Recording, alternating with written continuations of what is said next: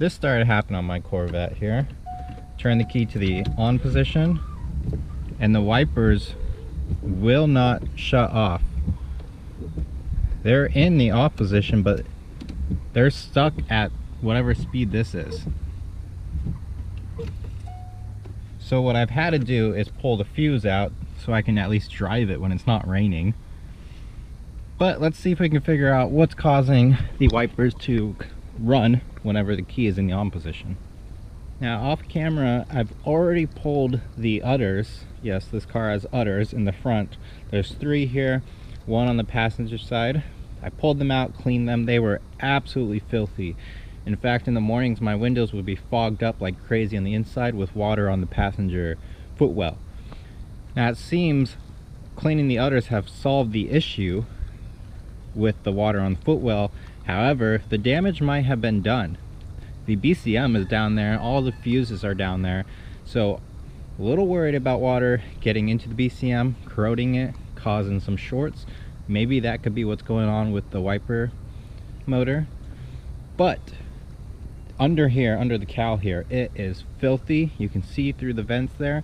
What I want to do before I start diagnosing wires is just pull this off, clean out everything, and give us a chance to directly test the wiper motor. So let's work on removing the wiper cowl. There's these little button cover things. We just want to pry them up and get them up and out of the way, and then we can take these nuts off, probably 12s or 13s. Same thing on that side. And impact makes easy work of that. Wiper arms are off. Now it takes some wiggling, and my hint or helpful tip would be to also turn it. Turn it to the left, wiggle, turn it to the left. You're just trying to break that seal off of the knurling part here. So now we can start taking out any of the push pins. Looks like a lot of them are already just coming out. So now to get the cowl out, there's clips that go under the windshield, so you need to get it up over the ledge here and then slide it out towards the engine. And we are just about there. Just got to get this part out. There we go. Some of the washer fluid hoses over here. Just got to disconnect. The passenger side wasn't hooked up, so I don't know, maybe someone's been in here before, but as you can see, bunch of junk in here. There's a T30 right here in the center of what they call the transmission for the motor. So remove that. And then this assembly will lift off. I'm going to do it with 2 hands just to be careful I don't whack the windshield.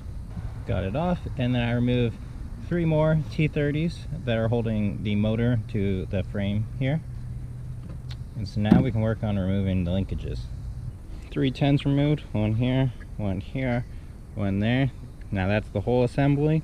This should just come on out. Now it's all gone. We just got a motor down here that we can just pick up and unplug.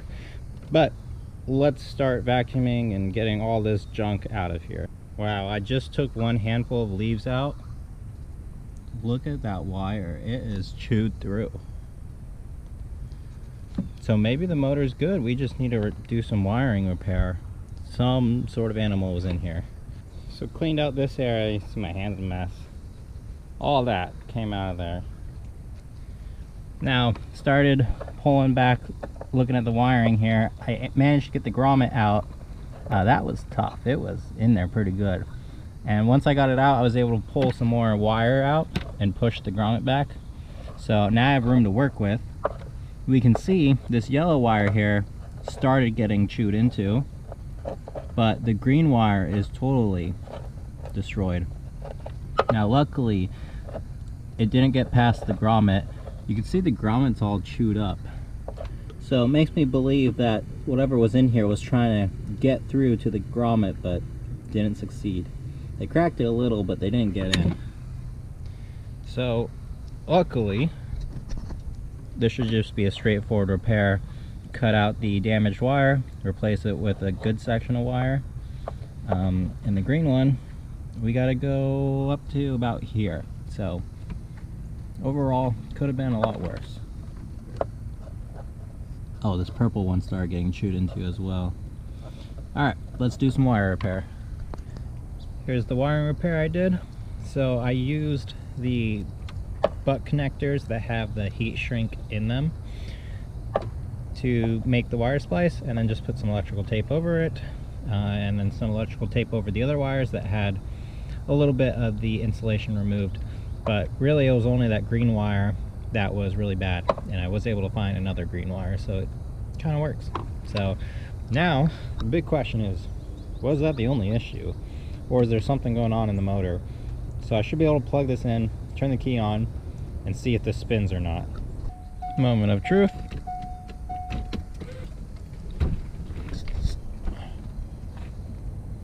It is not spinning. Awesome. Now, can I hit my wiper blade button? Yeah.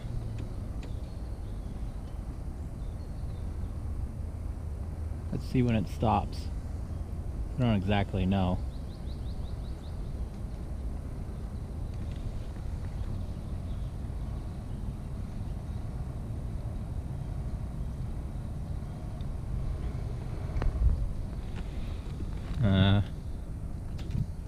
Seems like it's spinning when I don't want it to.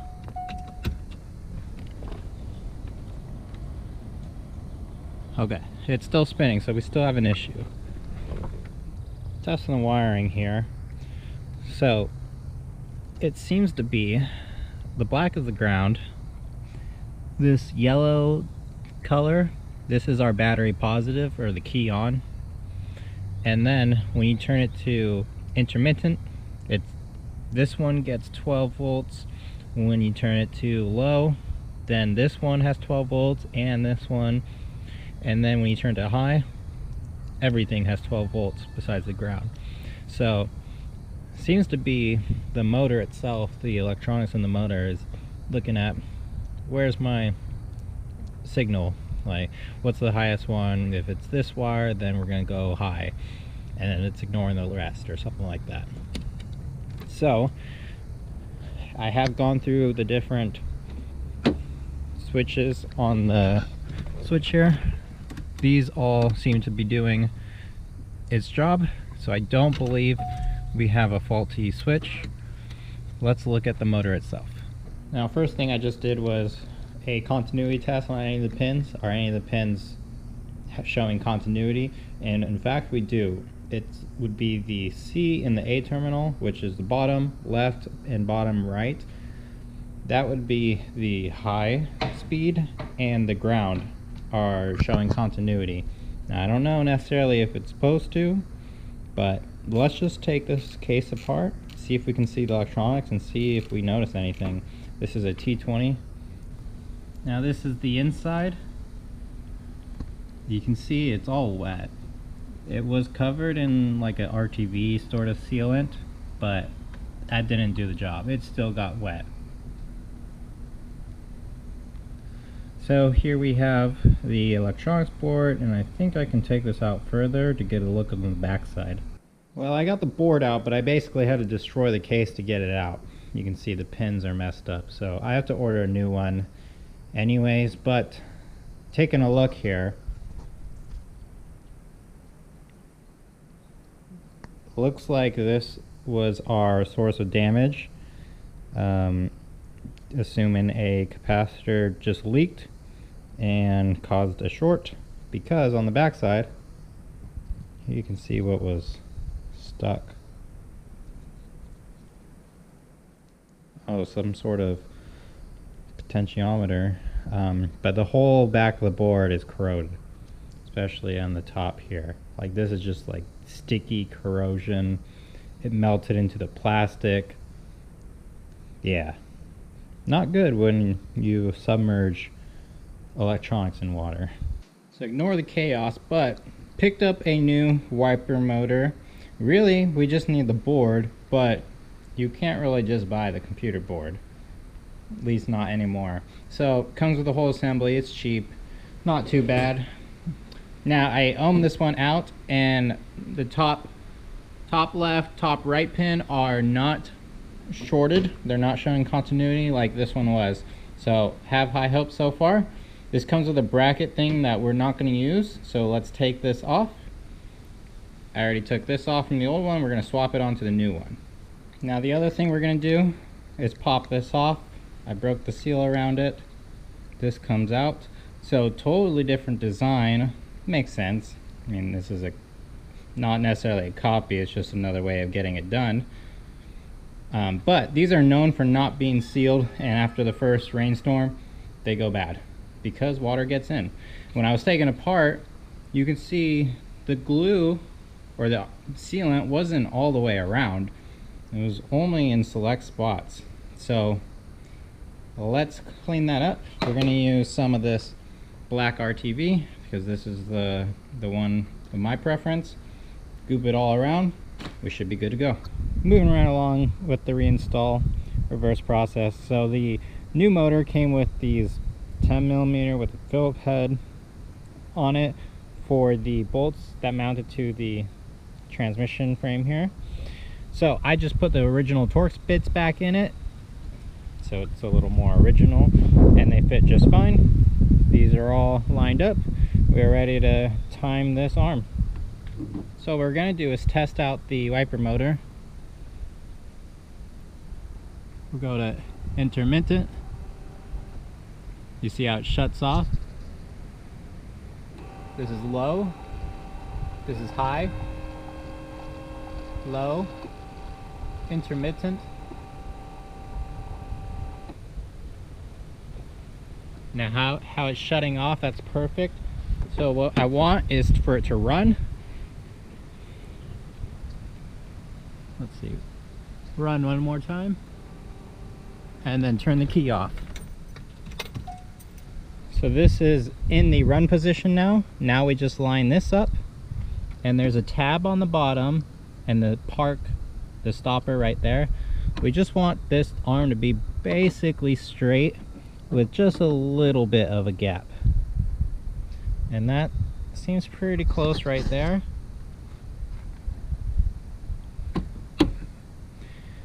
Okay, so let's put that on. We'll use the bolt to pull it down. Okay, that is tightened. This is in the low position, high, low, intermittent. It's gonna stop, and then off, goes down to the park position. Gonna spray this with vinyl fabric. It's basically the only black I have left, but it should work because this is basically plastic trim. So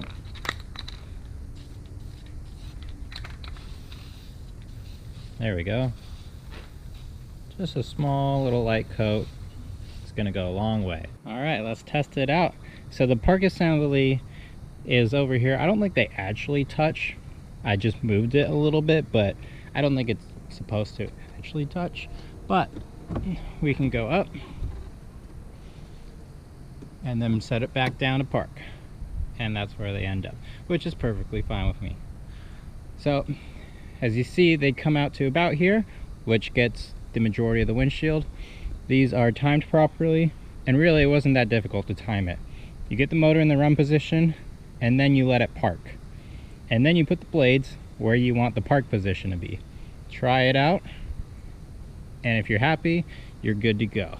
And here it is, all wrapped up. You can see the black trim paint that I put on the windshield cowl. Looks pretty good. It's pretty faded though, so it would have needed some sort of primer or something to build back some of that material that's been gone from the sun damage. It's not perfect, but looks a lot better. So I'll take it. Thank you for watching. I'll see you in the next one.